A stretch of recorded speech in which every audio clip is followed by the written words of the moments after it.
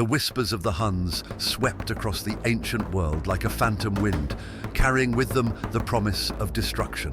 Long before their warriors could be seen, fear took root in the hearts of emperors, commanders, and common folk alike.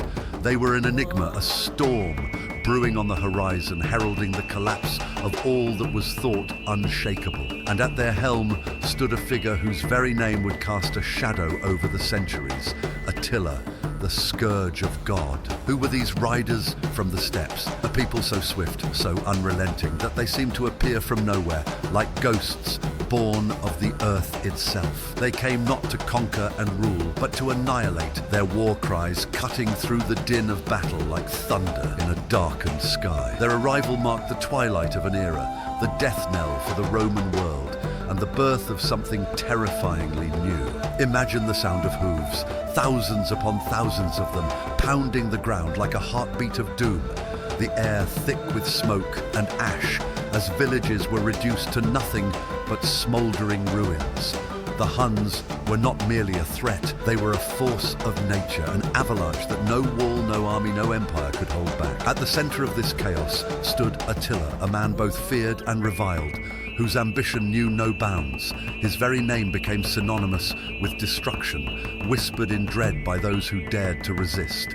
Was he a barbarian bent on destruction, or a visionary reshaping the ancient world in his own image? His rise was as meteoric as it was apocalyptic, forever changing the course of history. This is a tale of survival and annihilation, of fear and defiance.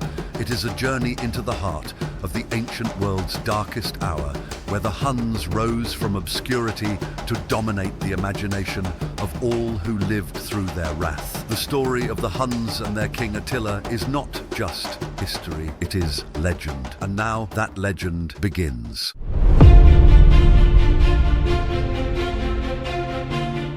The origins of the Huns have long intrigued historians and scholars.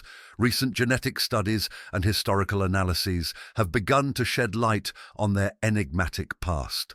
Long before the Huns galloped across the European steppe, their ancestors, the Xiongnu, carved their legacy on the windswept plains of ancient Central Asia. These fierce nomads were not just warriors, they were architects of a formidable confederation that challenged one of history's most powerful empires, the Han Dynasty of China. The Xiongnu emerged around the 3rd century BC, their power rooted in the vast Mongolian steppe. They were a nomadic confederation, uniting various tribes under a single leader known as the Chanyu. Their society revolved around the horse, a symbol of status, a tool for survival, and an unparalleled weapon of war. As always, we will turn to prominent modern historians and their works to substantiate our claims with scientific evidence. Nicola di Cosmo is an eminent historian and sinologist specializing in the history of Inner Asia and the relationship between nomadic peoples and ancient China. In his book, Ancient China and Its Enemies, he describes the Xiongnu as the earliest and most enduring nomadic empire of Inner Asia, emphasizing their innovative ability to consolidate power across disparate tribes. The Xiongnu's rise to power brought them into direct conflict with the Han Dynasty. From 133 BC onward, these clashes became one of the longest and most grueling military confrontations in ancient history. The Han emperors viewed the Xiongnu as a constant threat to their borders and trade routes. In a calculated move, the Han sought to ambush the Xiongnu at Mayi in 133 BC. However, the Xiongnu, led by their Chanyu, outmaneuvered the Han forces, retreating to the steppe just in time to avoid being ambushed. Demonstrating their superior mobility and strategy, this set the tone for centuries of intermittent warfare. Mark Edward Lewis is a renowned scholar of Chinese history, particularly the Qin and Han dynasties. Since 2002, he has been professor in Chinese culture at Stanford University. In his book, The Early Chinese Empires, Qin and Han, he notes that the Xiongnu's dominance of the steppe and their ability to threaten the Han was not just a matter of military strength, but also of their political and social cohesion. Unlike sedentary civilizations, the Xiongnu relied on a fluid, mobile society. Their empire was built on alliances, maintained through shared kinship and warfare. The Chanyu ruled with the support of tribal leaders, enforcing unity in the face of external threats. De Cosmo describes the Xiongnu's social organization as a blend of hierarchy and flexibility, allowing them to mobilize large armies swiftly while maintaining tribal autonomy. The Han responded to the Xiongnu threat with both military and diplomatic strategies. Emperor Wu of Han initiated a series of offensives known as the Han-Xiongnu Wars, while also fortifying the Great Wall to protect China's northern borders. Under the leadership of generals like Wei Qing and Huo Kubing, the Han launched relentless campaigns into Xiongnu territory. These offensives forced the Xiongnu into retreat, fracturing their unity and pushing them further west. Thomas Barfield, a leading anthropologist and historian known for his work on Inner Asian nomads and their interactions with neighboring civilizations, argues that the Han-Xiongnu Wars fundamentally altered the balance of power in Inner Asia, forcing nomadic groups to disperse or adapt. By the 1st century AD, the Xiongnu Confederation began to crumble. Internal divisions, coupled with relentless Han pressure, splintered the once mighty empire. Some Xiongnu groups submitted to Han rule, while others migrated westward, sowing the seeds of future nomadic confederations. In 51 AD, the southern Xiongnu officially submitted to the Han, marking the end of their dominance in Mongolia. Meanwhile, their northern counterparts disappeared into the annals of history, possibly migrating toward Europe. Yunjin Kim is a historian specializing in the history of nomadic empires, particularly the Xiongnu and the Huns, and their roles in shaping Eurasian history. In his book, The Huns, Rome, and the Birth of Europe, he suggests that the Huns may represent a western splinter of the Xiongnu, adapting their steppe traditions to the new geopolitical realities of Europe. The Xiongnu were more than just warriors. They were a civilization that forced the Han to adapt, innovate, and expand. Their legacy can be seen not only in the ruins of the Great Wall, but also in the echoes of nomadic empires that followed, from the Huns to the Mongols. Barfield concludes, the Xiongnu's legacy lies in their pioneering model of steppe empire building, which would inspire and inform future nomadic powers. So now let's try to connect Xiongnu to the Huns to better understand the origins of the Huns. Chinese and Roman sources describe remarkably similar characteristics in the Xiongnu and Huns. Both were skilled horsemen, relied on mounted archery, and utilized fluid tribal alliances to build their empires. Yunjin Kim asserts that the Huns may represent a continuation or transformation of Xiongnu traditions as they moved westward, adapting to new regions and political environments. Following their defeat by the Han Dynasty in the 1st century AD, many Xiongnu tribes were displaced, with some heading south toward China and others heading west across Central Asia. This westward migration likely influenced or integrated with other steppe nomads, eventually leading to the emergence of the Huns by the late 4th century AD. Thomas Barfield, in his book The Perilous Frontier, emphasizes that the collapse of the Xiongnu Confederation created a domino effect, causing population movements that transformed the steppe. Both the Xiongnu and the Huns built multi-ethnic confederations of nomadic and semi-nomadic peoples, relying on charismatic leadership and military prowess to maintain cohesion. Nicola de Cosmo highlights the Xiongnu's sophisticated political organization, which likely influenced successor nomadic groups like the Huns. There are a lot of similarities in the field of warfare. The Huns' use of mounted archers and swift mobile warfare mirrors Xiongnu tactics described in Chinese texts. The ability to strike quickly and retreat into the steppe was a hallmark of both groups. These tactics would later devastate the Roman frontier, just as they had challenged the Han Dynasty. Similarities in burial practices, such as elaborate horse sacrifices and nomadic-style graves, have been found in Xiongnu and early Hun archaeological sites. Shared motifs in metalwork and weaponry suggest cultural transmission across the steppe. Recent genetic research has revealed links between populations associated with the Xiongnu and the Huns. A 2020 study of ancient DNA from Hun burials in Europe found genetic markers similar to those of Central Asian populations historically tied to the Xiongnu. This supports Hyunjin Kim's argument that the Huns may have been a mixed group that included descendants of the Xiongnu along with other Central Asian tribes. There is also some scattered linguistic evidence.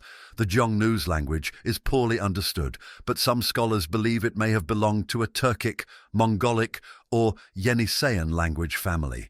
The Huns, similarly, left few linguistic traces, but names and terms associated with them suggest connections to Central Asian languages.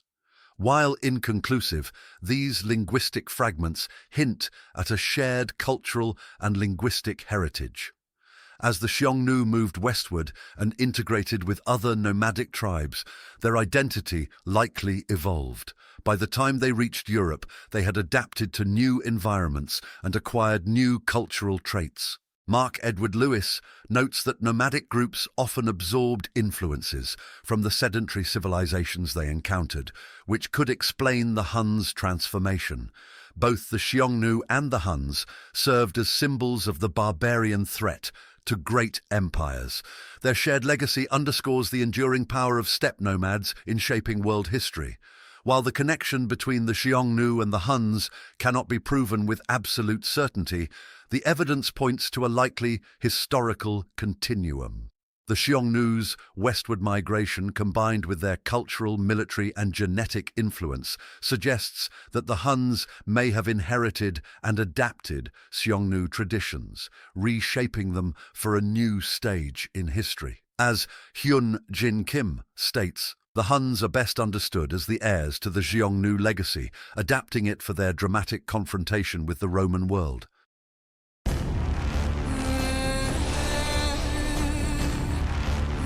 The early encounters between the Huns and the Roman Empire in the late 4th century AD marked the beginning of one of the most transformative periods in European history. These interactions were not merely military engagements, but represented a profound clash of civilizations. The Huns, with their nomadic lifestyle and dynamic military strategies, challenged the structured, urbanized world of Rome. Their arrival disrupted the fragile balance of power along Rome's borders, setting in motion events that would reshape the late ancient world. The Huns' westward migration, beginning in the late 4th century AD, created a seismic shift in the power dynamics of the European steppe and beyond. Moving from the Pontic-Caspian steppes into Europe, they displaced the Alans, the Ostrogoths, and later the Visigoths. These displaced groups, in turn, pressed against the Roman frontiers, triggering a domino effect of migrations and conflicts, which culminated in infamous Battle of Adrianople in 378 AD.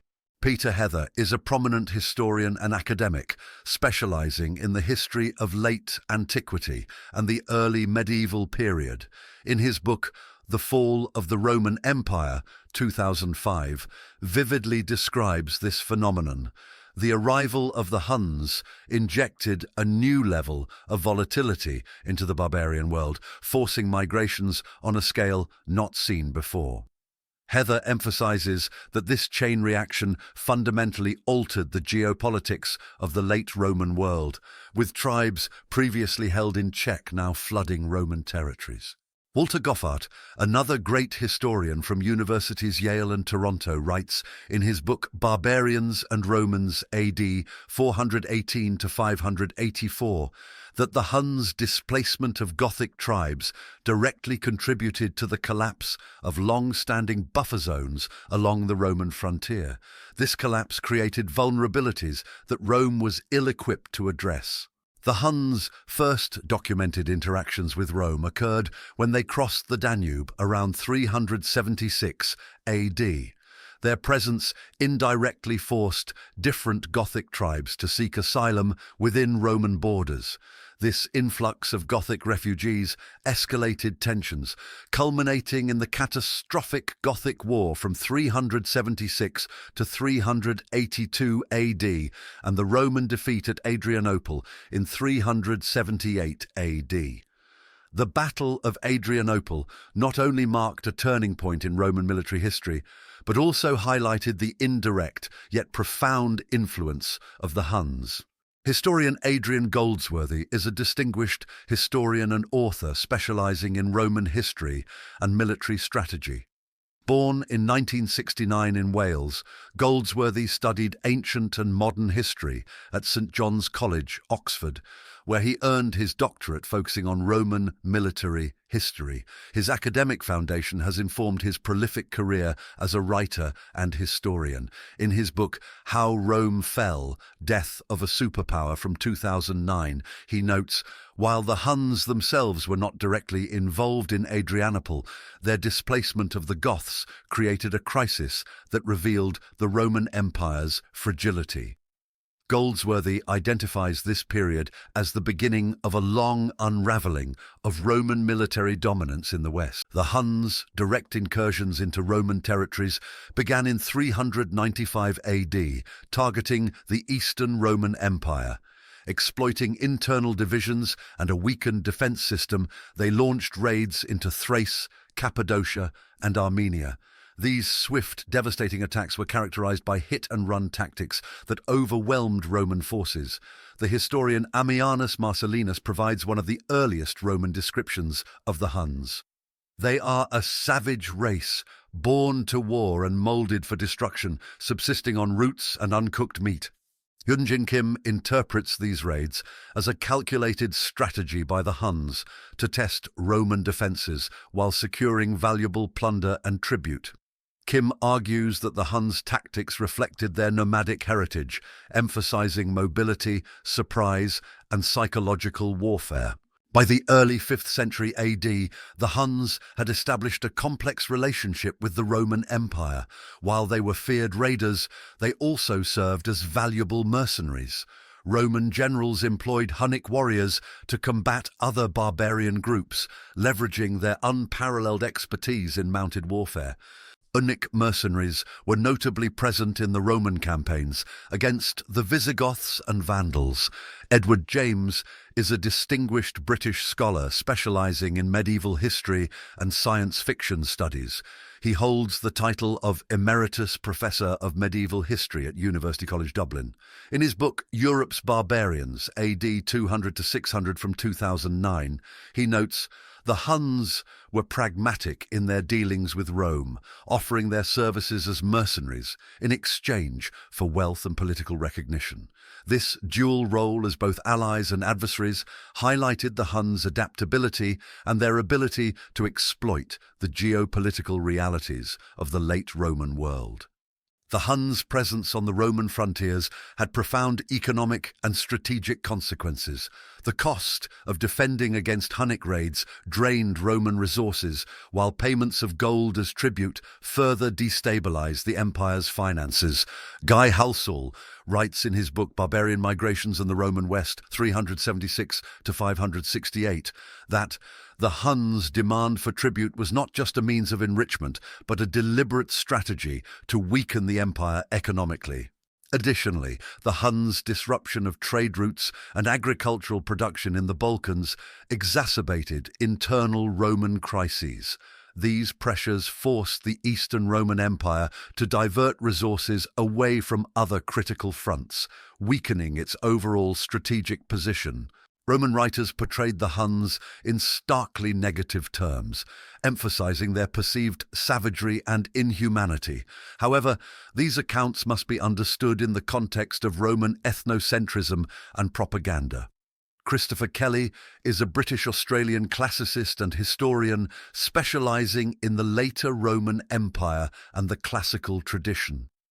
In his book, The End of Empire, Attila the Hun and the Fall of Rome from 2009, he argues that Roman depictions of the Huns were often exaggerated to justify their own failures and to rally internal support against an external enemy. While Roman elites viewed the Huns as barbaric outsiders, they also recognized their military prowess. Emperor Theodosius I negotiated treaties with the Huns to secure peace, demonstrating a grudging acknowledgement of their power.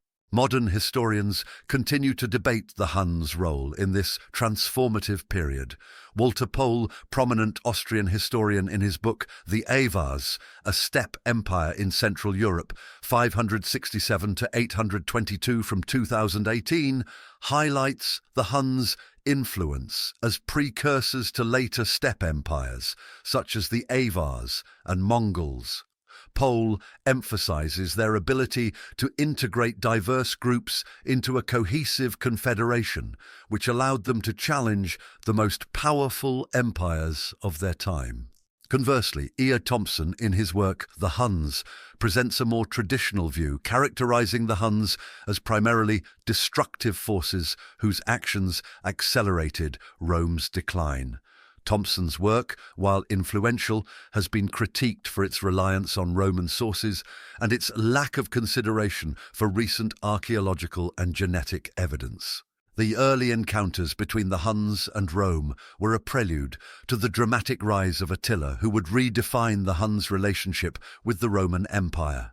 These initial interactions revealed both the vulnerabilities of Rome and the adaptability of the Huns. As the Huns transitioned from opportunistic raiders to strategic players in Roman politics, they laid the groundwork for the seismic shifts that would define the 5th century AD.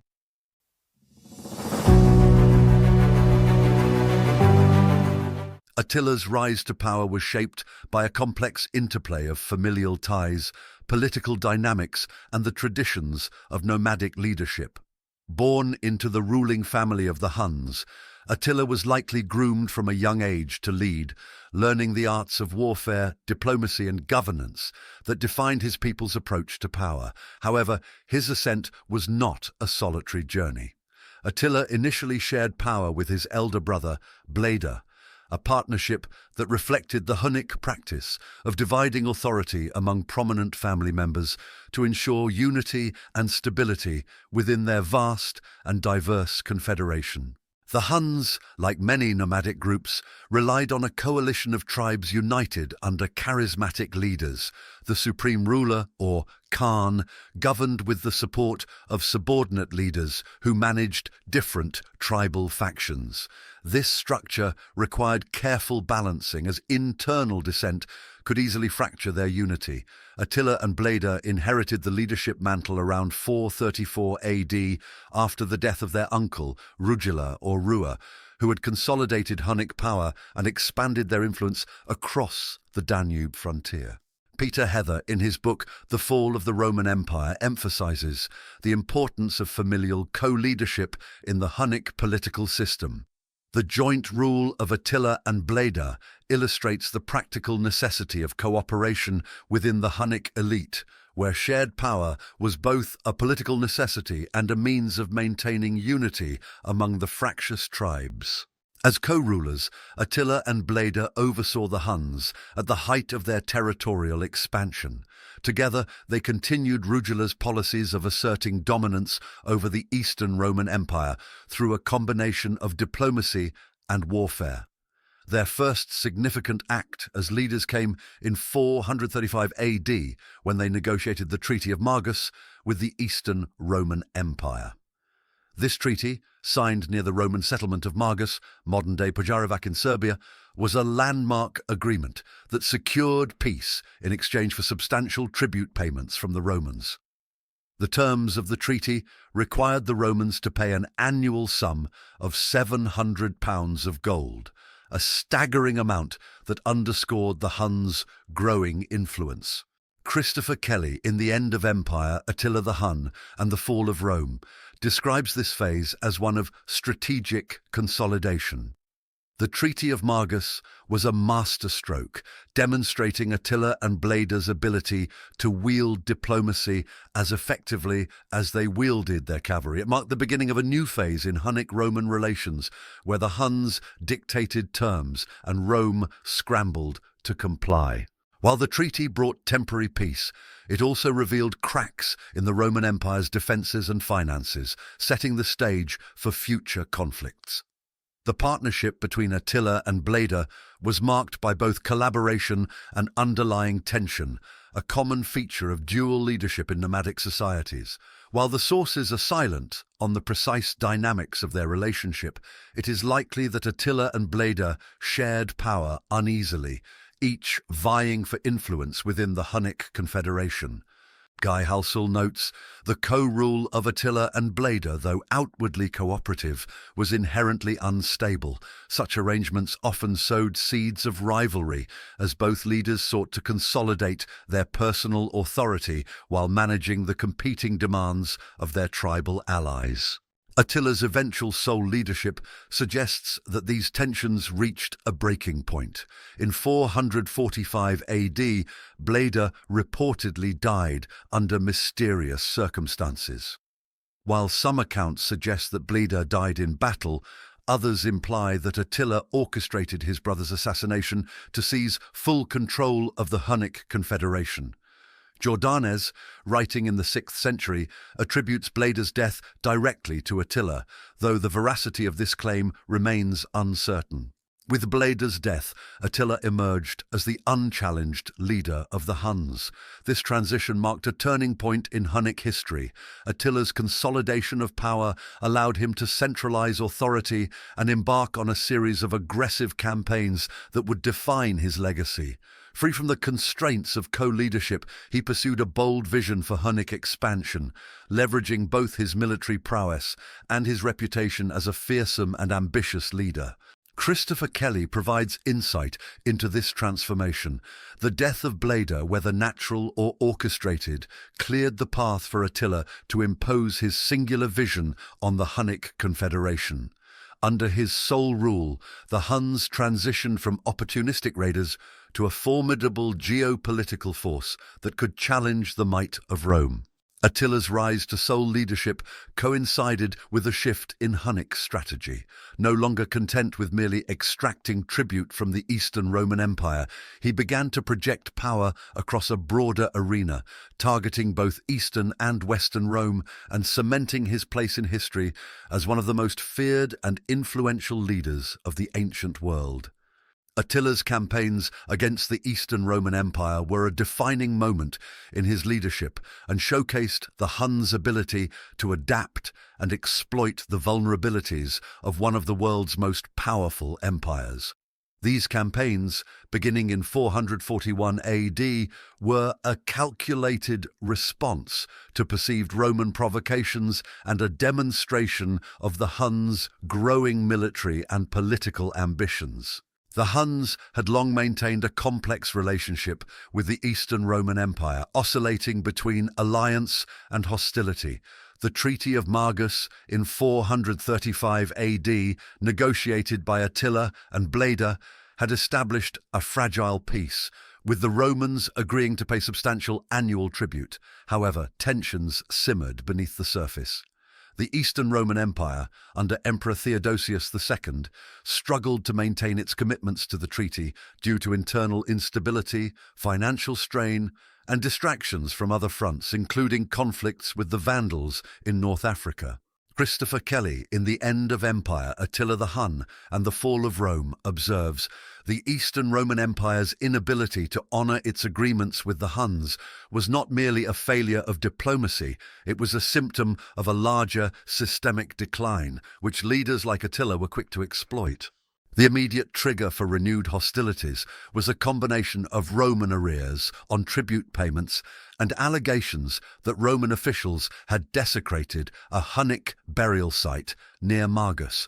These provocations provided Attila with both a pretext for war and an opportunity to demonstrate his military dominance. In 441 AD, Attila and Bleda launched a devastating campaign against the Eastern Roman Empire, targeting the Balkan provinces. The Huns crossed the Danube with a swift and disciplined force, laying waste to key cities such as Margus, Singidunum, modern-day Belgrade, and Viminacium. These attacks were characterized by their speed and ferocity, leaving little time for Roman defenses to mount an effective response. Peter Heather emphasizes the significance of these early raids. The Huns' ability to strike deep into Roman territory with minimal resistance revealed the fragility of the Eastern Empire's frontier defenses. It was a chilling reminder of the empire's vulnerability to external threats. The Romans, caught off guard by the Huns' mobility and tactical ingenuity, were forced to sue for peace. This culminated in a temporary truce in 442 AD, during which the Eastern Empire agreed to increase its annual tribute to 1,400 pounds of gold, a staggering concession that underscored the Huns' leverage. Despite the truce, tensions remained unresolved, and in 447 AD, Attila resumed his offensive against the Eastern Roman Empire. By this time, Bleda was dead, and Attila was the sole ruler of the Huns, free to execute his vision without constraint. This campaign was even more ambitious than the first, targeting major urban centers and inflicting catastrophic damage on Roman infrastructure. The Huns advanced through Moesia and Thrace, devastating over 70 cities, including Serdica, modern Sofia, and Philippopolis, modern Plovdiv. Their tactics combined psychological warfare with brutal efficiency, creating a climate of terror that paralyzed Roman resistance. Attila's forces reached the very outskirts of Constantinople, striking fear into the heart of the imperial court. Guy Halsall highlights the scale of destruction. The 447 campaign was not merely a series of raids, but a concerted effort to dismantle the Eastern Roman Empire's ability to resist. The devastation of urban centers and key supply lines created a long-lasting impact on the region's economic and social fabric. The Roman response was hampered by a devastating earthquake that had struck Constantinople earlier that year, weakening the city's defenses. Emperor Theodosius II, unable to mount an effective counteroffensive, was forced to negotiate once again. The resulting treaty, brokered in 448 AD, imposed even harsher terms on the Eastern Empire, including a one-time payment of 6,000 pounds of gold and an increased annual tribute. Attila's campaigns against the Eastern Roman Empire were a masterclass in strategic opportunism. He exploited the empire's internal divisions, financial woes, and overstretched military resources to maximum effect. His use of mobile cavalry and siege tactics allowed the Huns to penetrate deep into Roman territory, bypassing fortified positions and targeting economically vital regions. Christopher Kelly observes, Attila's genius lay not only in his military prowess, but also in his ability to manipulate the political and economic vulnerabilities of his adversaries. The Eastern Roman Empire's reliance on tribute payments to secure peace was a double-edged sword that ultimately weakened its ability to resist future incursions. The tribute payments extracted by Attila placed a significant strain on the Eastern Empire's economy, diverting resources from other critical areas such as defense and public works. This economic pressure, combined with the psychological impact of repeated Hunnic invasions, contributed to the erosion of the Eastern Empire's stability. The campaigns against the Eastern Roman Empire solidified Attila's reputation as a fearsome and formidable leader. They demonstrated the Huns' ability to challenge one of the most powerful empires of the ancient world and set the stage for Attila's later campaigns in the West. The Eastern Empire's concessions to Attila underscored the shifting balance of power in late antiquity, where traditional notions of Roman superiority were increasingly challenged by the ascendancy of barbarian groups. As Peter Heather concludes, Attila's eastern campaigns were not merely a military triumph, they were a symbol of the Huns' transformation from opportunistic raiders to a geopolitical force capable of reshaping the destiny of empires. The Eastern Roman Empire survived Attila's onslaught, but the scars of these campaigns would linger, serving as a stark reminder of the Huns' dominance during their apex of power.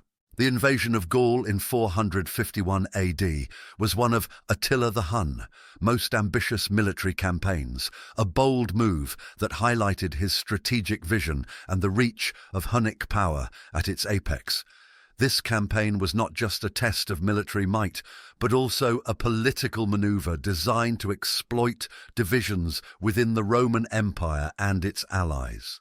Attila's decision to invade Gaul was motivated by a complex interplay of personal ambition, political opportunity, and strategic considerations. By 450 AD, Attila had consolidated his power over a vast Hunnic empire, commanding a coalition of subjugated tribes and allied groups across Central and Eastern Europe. His earlier campaigns against the Eastern Roman Empire had secured immense tribute, but his ambitions now turned westward. One key catalyst for the invasion was the infamous plea for help from Honoria, the sister of Western Roman Emperor Valentinian III. Seeking to escape a forced marriage, Honoria sent a letter to Attila along with her ring, reportedly offering her hand in marriage. Attila interpreted this as a formal proposal and claimed half of the Western Roman Empire as his dowry. While Valentinian III dismissed the claim as preposterous, Attila used it as a pretext for his campaign. Christopher Kelly emphasizes, Attila's invocation of Honoria's letter was a masterstroke of propaganda. It provided a veneer of legitimacy to what was, in reality, a calculated move to destabilize and dominate the Western Roman Empire. Another driving factor was the fractious political landscape in Gaul. The Visigoths, led by King Theodoric I, maintained a tenuous alliance with Rome, but had their own ambitions for regional dominance. The Franks, Burgundians, and other barbarian groups in the region were similarly divided, offering Attila an opportunity to exploit these rivalries. In early 451 AD, Attila crossed the Rhine River with a massive army, estimated by some ancient sources to number in the hundreds of thousands. While these figures are likely exaggerated, modern historians agree that the Hunnic force was substantial, composed not only of Huns, but also of subjugated or allied groups, including Ostrogoths, Gepids, and Alans. This coalition reflected Attila's ability to unify diverse peoples under his command through both coercion and charisma. Peter Heather, in his book The Fall of the Roman Empire, notes, the sheer scale and diversity of Attila's forces underscored his unparalleled ability to mobilize manpower from across the steppe and beyond, creating a military juggernaut that few could resist. Attila's army swept through northern Gaul with devastating speed, targeting key cities and settlements along the way. The city of Metz was sacked and burned, with its population massacred. Other cities, including Reims and Troy, reportedly fell to the advancing Huns, spreading fear throughout the region. A critical moment in the invasion was the siege of Aurelianum, modern-day Orléans. Attila targeted the city for its strategic location on the Loire River, a vital artery for communication and supply lines. According to sources, the Huns encircled the city, employing their signature siege tactics, which combined intimidation, mobility, and relentless assaults. The city's defense was led by its bishop, Annianus, who played a pivotal role in rallying the population. Ancient accounts describe him as a figure of divine inspiration, urging the citizens to hold out until reinforcements arrived. The Roman general Flavius Aetius, commanding a coalition of Roman and Visigothic forces, was marching to relieve the city. Guy Halsall, in his monumental work Barbarian Migrations and the Roman West, 376 to 568, highlights the significance of the siege. The siege of Orléans was not merely a tactical engagement, but a symbolic clash between the old Roman order and the rising power of the Huns. Its outcome would determine the fate of Gaul and the trajectory of Attila's campaign. As Aetius and his forces approached, Attila reportedly ordered a hasty withdrawal, avoiding a direct confrontation until he could choose a more advantageous battlefield. This strategic retreat demonstrated Attila's pragmatism and his understanding of the risks of overextending his forces. Throughout the invasion, Attila exhibited his hallmark strategic acumen. His campaigns were not just military ventures, but psychological operations aimed at instilling terror in his enemies. By targeting cities of symbolic and strategic importance, he undermined the morale of his adversaries and demonstrated the vulnerability of Roman defences. Edward James, in his book Europe's Barbarians, AD 200 to 600, observes Attila's genius lay in his ability to combine traditional steppe warfare with the siege tactics and logistical planning required to confront settled civilizations. His campaigns in Gaul exemplified this hybrid approach. Attila's ability to adapt his tactics to the challenges of Western Europe, where fortified cities and dense populations posed different obstacles compared to the open steppe, was a testament to his leadership.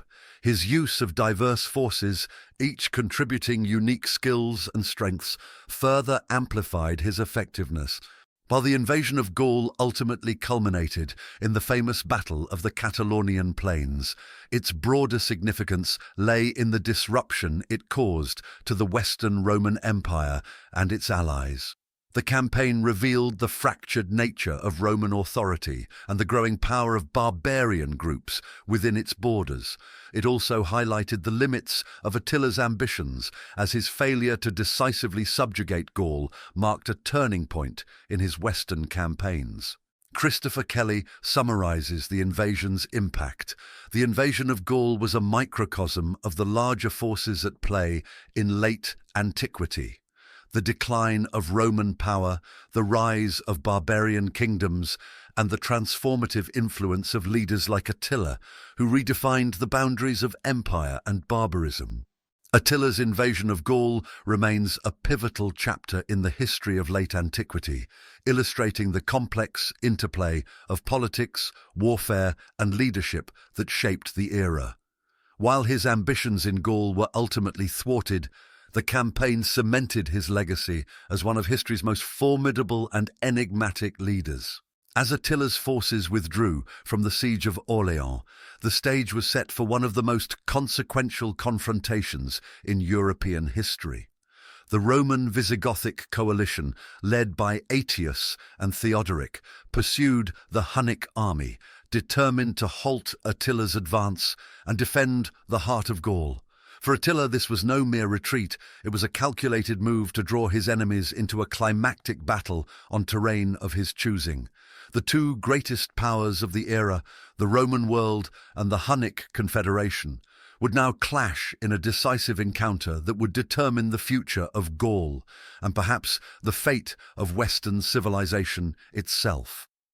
The Battle of the Catalunian Plains was about to unfold. A confrontation marked by immense stakes, unprecedented alliances, and the unmatched ferocity of Attila the Hun. The Battle of the Catalunian Plains, fought in 451 AD, remains one of the most significant and fiercely debated engagements of late antiquity. It was not merely a clash of armies, but a struggle between two vastly different worlds: the nomadic warriors of Attila's Hunnic Confederation and the fractured remnants of Roman power, bolstered by Germanic allies. This battle marked a decisive turning point in the history of the Roman West, illustrating the fragility of its alliances and the enduring power of steppe nomads. Edward James, in Europe's Barbarians, AD 200 to 600, notes, "The coalition against Attila was an alliance born of necessity, a temporary truce between old rivals united by the existential threat posed by the Huns." Theodoric's Visigoths and Aetius's Roman forces, supplemented by Franks and Burgundians, pursued Attila and intercepted his forces near modern-day Troyes. Both sides understood the stakes. Victory for Attila would cement his domination of Gaul, while defeat could spell the end of his western ambitions. The Catalunian Plains offered a vast, open terrain ideal for Attila's mobile cavalry. However, the battlefield also featured a crucial hill in the centre, which became the focal point of the initial engagement. Attila sought to seize this high ground, recognizing its tactical importance. His forces launched a ferocious assault, but the Roman Visigothic coalition secured the position after intense fighting.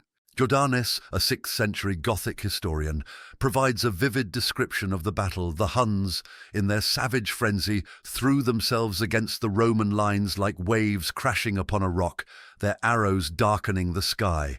The clash of swords and the cries of the dying echoed across the plains. The battle raged throughout the day, with both sides suffering heavy casualties. The Visigothic king Theodoric was killed during the fighting, reportedly trampled by his own men or struck down by an Ostrogothic warrior in Attila's service. Despite this devastating loss, the Visigoths held their ground, with Theodoric's son Thorismund rallying his troops to continue the fight. Christopher Kelly observes, "The death of Theodoric was a blow to the coalition, but it also galvanized the Visigoths. Their determination to avenge their fallen king became a decisive factor in the battle's outcome." Attila's forces, meanwhile, began to falter under the sustained pressure of the coalition's counterattacks. By nightfall, the Huns retreated to their camp, which they fortified with wagons. According to Jordanes, Attila prepared for the worst, amassing a funeral pyre of wooden saddles in his camp, intending to immolate himself rather than face capture. The battle ended inconclusively, with neither side achieving a decisive victory. However, the Roman Visigothic coalition succeeded in halting Attila's advance, forcing him to withdraw from Gaul. Estimates of casualties vary widely, with some sources suggesting tens of thousands dead on both sides, highlighting the immense scale and brutality of the conflict. Modern historians have debated the true significance of the battle. Guy Halsall, in Barbarian Migrations and the Roman West, 376 to 568, argues, "The Battle of the Catalunian Plains was not the death knell of the Huns, but a demonstration of the precarious balance of power in late Roman Gaul. It was less a triumph for Rome than a testament to the importance of alliances in the face of overwhelming threats." Peter Heather adds, "While the battle checked Attila's ambitions in Gaul, it also underscored the fragility of Rome's defences. The empire's reliance on Germanic allies like the Visigoths revealed its inability to confront threats independently." Jordanes's portrayal of the battle as a momentous victory for civilization over barbarism reflects the Roman perspective, but must be tempered with modern analysis. Attila's withdrawal was strategic, preserving his core forces for future campaigns, including his invasion of Italy the following year. The Battle of the Catalunian Plains remains a symbol of resistance against a seemingly unstoppable force. It highlighted Attila's ability to command a diverse and formidable confederation, as well as the resilience of Rome and its allies in the face of existential threats.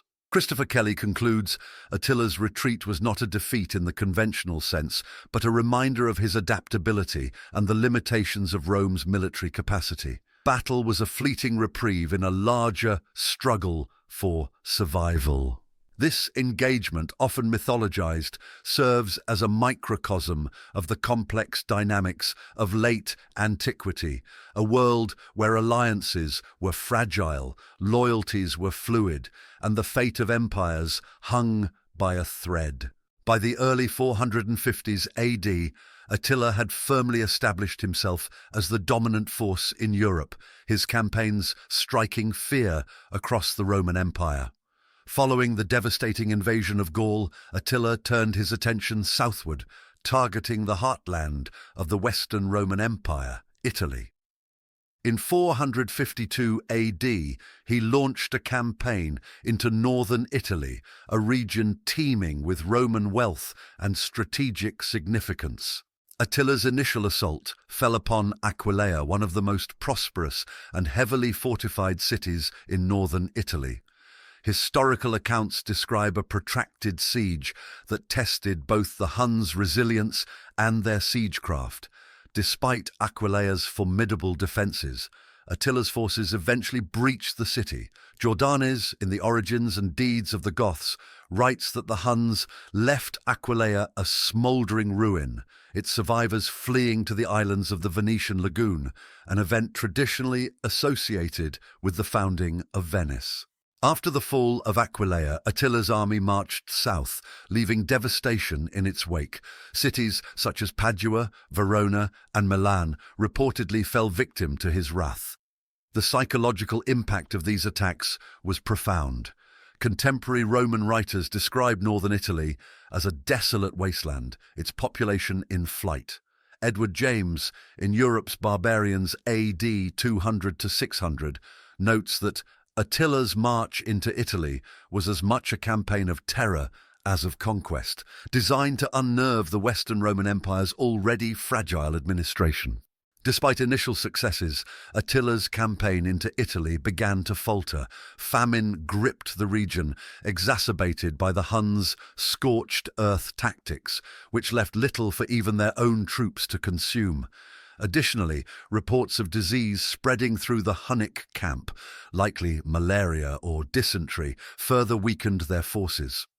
Adrian Goldsworthy, in The Fall of the West, The Death of the Roman Superpower, highlights this logistical collapse, stating, Attila's inability to sustain his campaign in Italy reflected the inherent limitations of a nomadic army operating deep in enemy territory.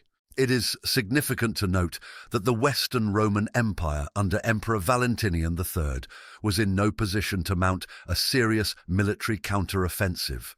The empire relied instead on diplomacy and religious authority to stem the Hunnic tide.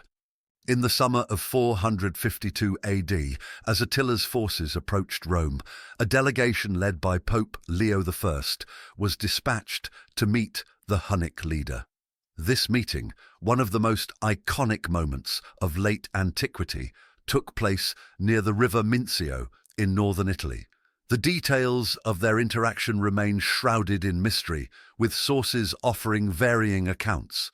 According to Prosper of Aquitaine, a contemporary chronicler, Pope Leo approached Attila not with threats, but with appeals to reason and divine intervention. The exact words exchanged are unknown, but Prosper emphasizes the Pope's dignified bearing and persuasive rhetoric. Christopher Kelly, in The End of Empire, Attila the Hun, and the Fall of Rome, posits that Leo's authority as the spiritual leader of the Christian world presented a moral counterweight to Attila's might, an appeal that even the Scourge of God could not dismiss. Medieval legend, amplified in later Christian narratives, suggests that a vision of Saints Peter and Paul appeared to Attila during this meeting, threatening divine retribution should he proceed to sack Rome. While such accounts are likely apocryphal, they underscore the enduring symbolic power of this encounter. The reasons for Attila's withdrawal from Italy remain a subject of historical debate. Several factors likely converged to influence his decision. It is plausible that Pope Leo, along with other Roman envoys, offered Attila a substantial payment of gold in exchange for peace. As Christopher Kelly notes, Attila had long used diplomacy as a means to extract wealth from his adversaries. His retreat from Italy may have been less about divine intervention and more about practical negotiation. Another reason for withdrawal could be logistical strain. The combination of famine, disease, and depleted resources had rendered further operations in Italy untenable. Adrian Goldsworthy asserts the Hunnic withdrawal was as much a consequence of overreach as of Roman diplomacy. Some reports also suggest that the Eastern Roman Empire was mobilizing against Attila, potentially threatening his rear flank.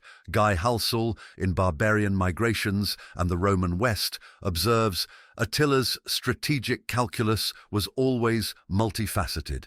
His decision to leave Italy may have been influenced by events unfolding far beyond the Italian peninsula. Attila's campaign, despite its abrupt end, had already achieved its primary objective, demonstrating the vulnerability of the Western Roman Empire and solidifying his reputation as an unstoppable force. The encounter between Pope Leo I and Attila became a defining moment in the history of the papacy, symbolizing the Church's moral authority in the face of barbarian violence. For the Huns, however, it marked the zenith of their European campaigns. Within a year of their retreat from Italy, Attila would die under mysterious circumstances, leaving his empire to fragment in the absence of his unifying leadership. The Italian campaign, culminating in the fateful meeting with Pope Leo, demonstrated the fragility of the Roman West and the strategic genius of Attila. Yet it also revealed the limits of even the most fearsome nomadic empire, foreshadowing the eventual decline of Hunnic dominance in Europe.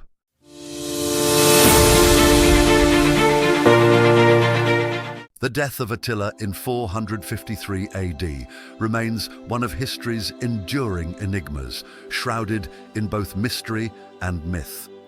According to the 6th century Gothic historian Jordanes, Attila died on his wedding night after marrying a young woman named Ildiko. The account suggests that Attila suffered a massive nosebleed, choking on his own blood while heavily intoxicated. Jordanes poetically describes his death as one befitting a man who had terrorized empires, not by the hand of man, but by the will of God. Modern historians have debated the plausibility of this narrative. Christopher Kelly notes that while a fatal nosebleed cannot be ruled out, alternative explanations, such as poisoning or assassination, are equally possible.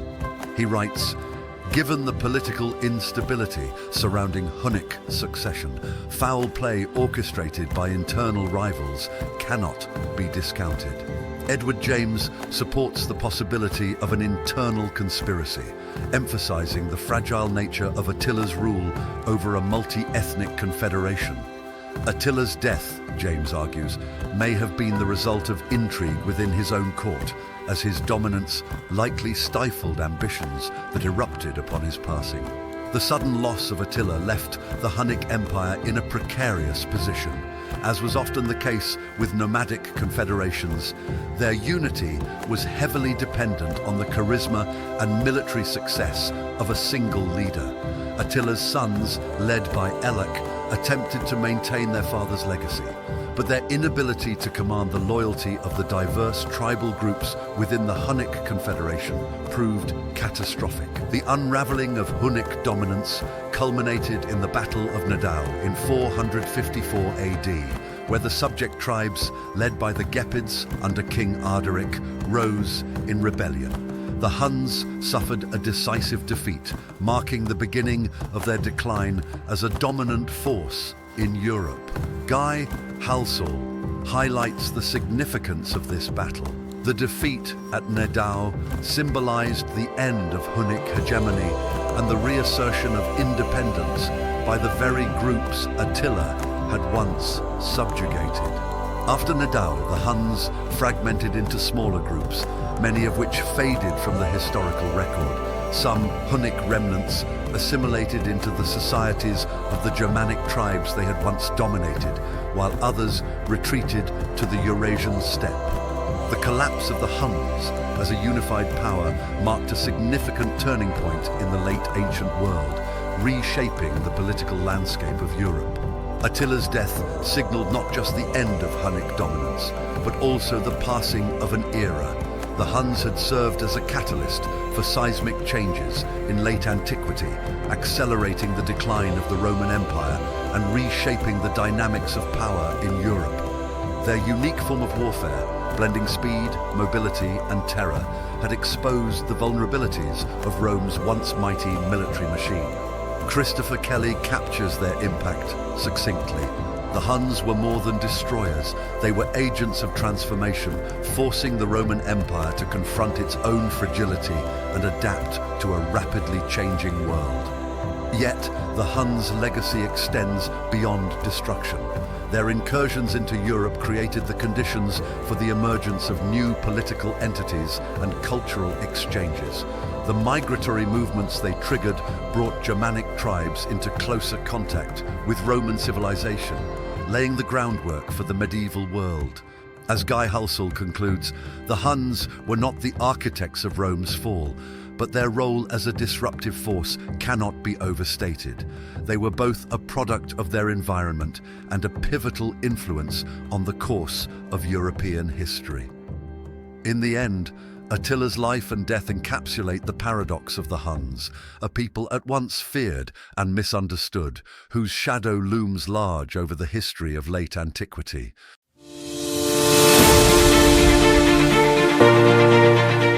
But this is not the end. More history is waiting for you. I kindly ask you to join me on the 4.5-hour-long journey into the rise and fall of the early Middle Age empires. This is not just a story. It is the saga and a tale of empires collapsing, kingdoms rising, and the chaos that birthed a new world. And at the center of it all, like a thunderclap in the storm of time, were the Huns and their story as was told today.